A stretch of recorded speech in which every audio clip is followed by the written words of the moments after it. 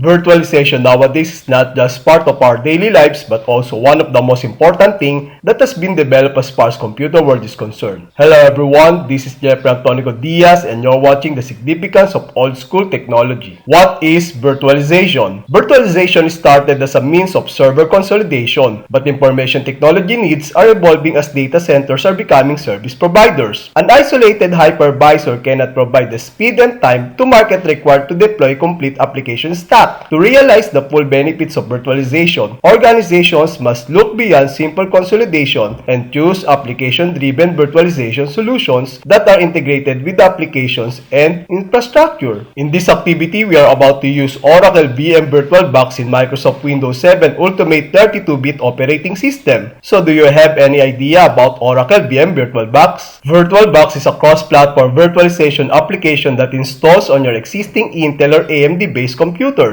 whether they are running Windows, Mac, Linux, or Solaris operating systems. It extends the capabilities of your existing computer so that it can run multiple operating systems inside multiple virtual machines at the same time. You can install and run as many virtual machines as you like. The only practical limits are disk space and memory. As of now, if you need support for 32-bit hosts, use Oracle VM VirtualBox 5.2.42. But if you need support for 64-bit hosts, use Oracle VM VirtualBox 6.1.10. This is the VirtualBox download page where you are about to browse different versions of Oracle VM VirtualBox and extension packages.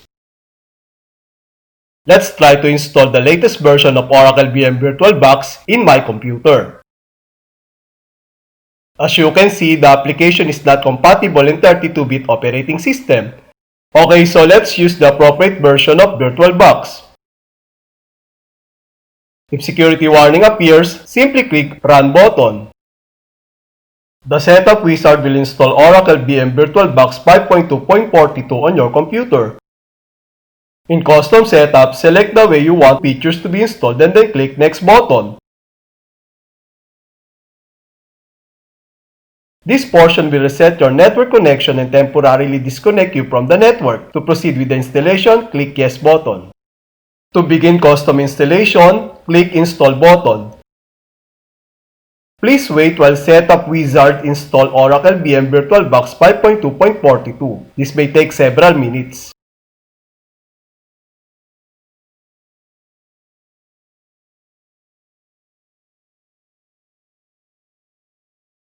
Check Always Trust Software from Oracle Corporation checkbox and then click Install button.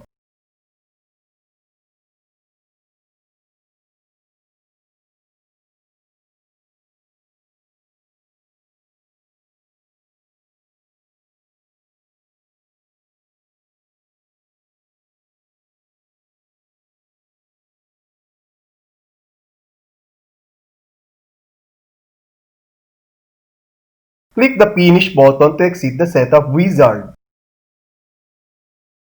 Before using Oracle VM VirtualBox Manager, let us close the application and update it by installing VirtualBox extension packages. VirtualBox can update using Oracle VM VirtualBox Manager or using offline installation. VirtualBox extension packages have a .vbox-extpack file name extension. In this video, we are about to use the offline installation. To install an extension, simply double-click on the package file. Wait for a few minutes as the application preparing to install. To proceed with the installation of VirtualBox extension pack, click Install button. Read the entire VirtualBox extension pack personal use and license by scrolling down the vertical scroll bar or press page down key thrice and then click I agree button. If user account control appears, simply click Yes button. To finalize the installation of Oracle VM VirtualBox 5.2.42 expansion pack in VirtualBox information message box, simply click OK button. Creation of virtual machine. Creating a virtual machine is not an easy job because you need to consider the following requirements. First, the guest operating system that you are about to install. Second, the random access memory capacity. And last is the hard disk drive capacity that you are about to assign. In this video, we will use openSUSE as our guest operating system with the following system requirements.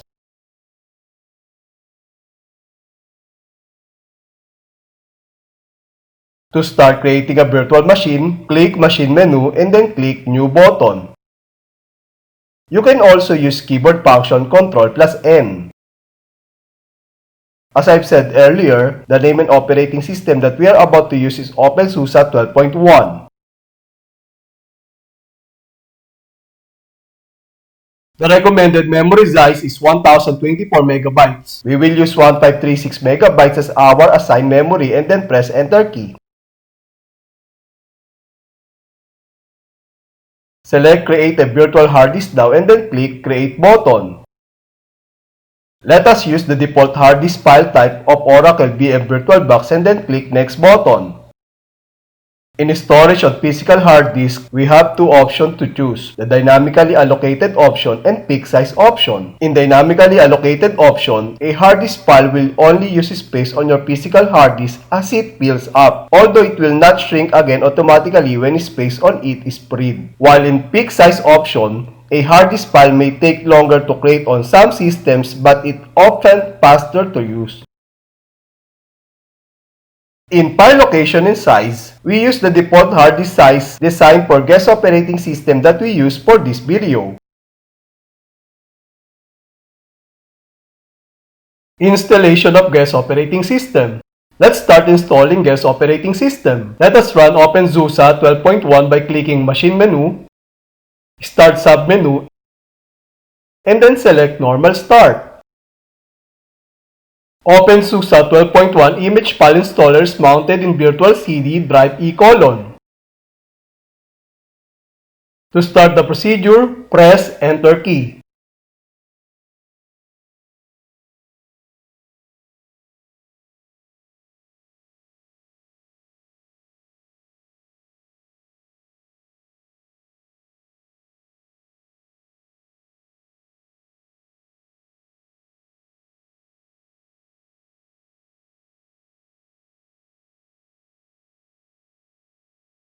Wait for few minutes as the installer loads the suitable driver for your system.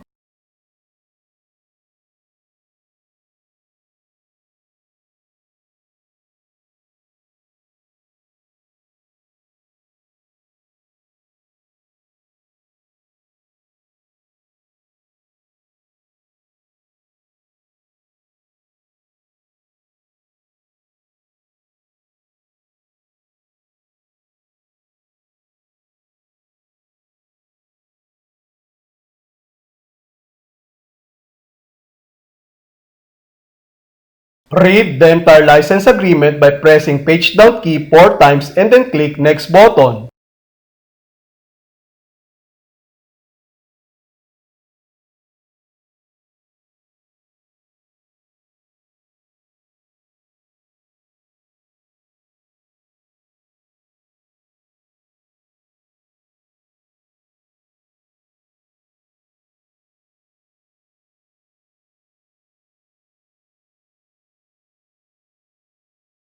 Select New Installation Mode and then click Next button.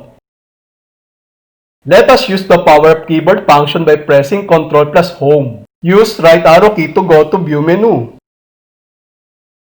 Select Full Screen Mode by pressing Enter key. The virtual machine window will be now switched to full screen mode. You can go back to windowed mode at any time by pressing Host+F. Note, Host key is currently defined as right control. Note, the main menu bar is hidden in full screen mode. You can access it by pressing Host+Home.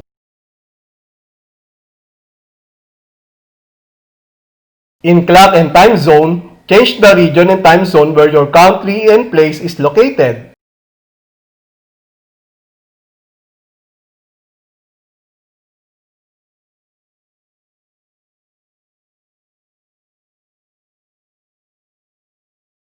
In desktop selection, we have two options to choose, the Genome desktop and KDE desktop. openSUSE offers a choice of desktop environments. The most widely used desktop environments are Genome and KDE, and they are equally supported under openSUSE. Both desktop environments are easy to use and highly integrated and have an attractive look and feel. As of now, we will use the KDE desktop and then click Next button.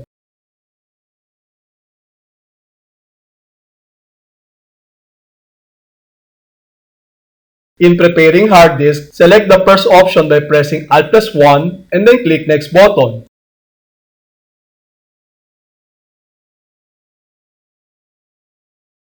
In Create New User, type your desired details and then click Next button.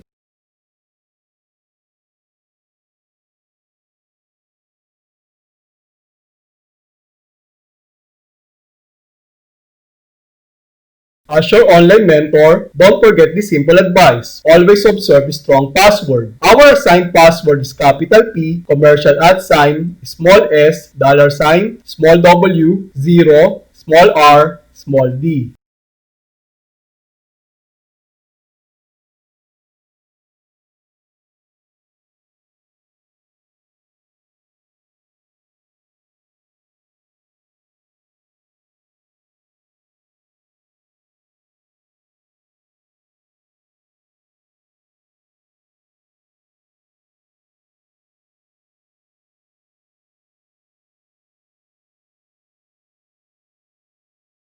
Review the installation settings before clicking Install button.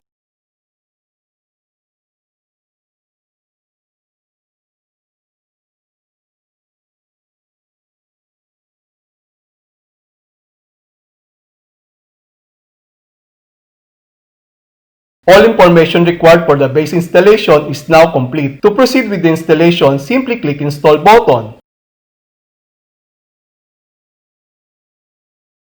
As one of your online mentor, I'd rather suggest reading all the information written for you to understand the vital information about Linux operating system because for me, reading is important in our profession.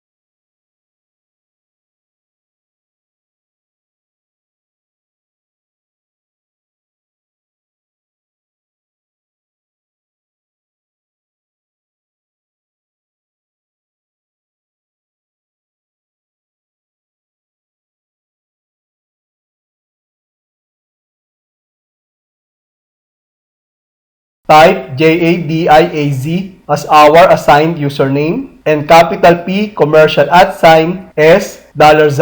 W0 RD as our assigned password.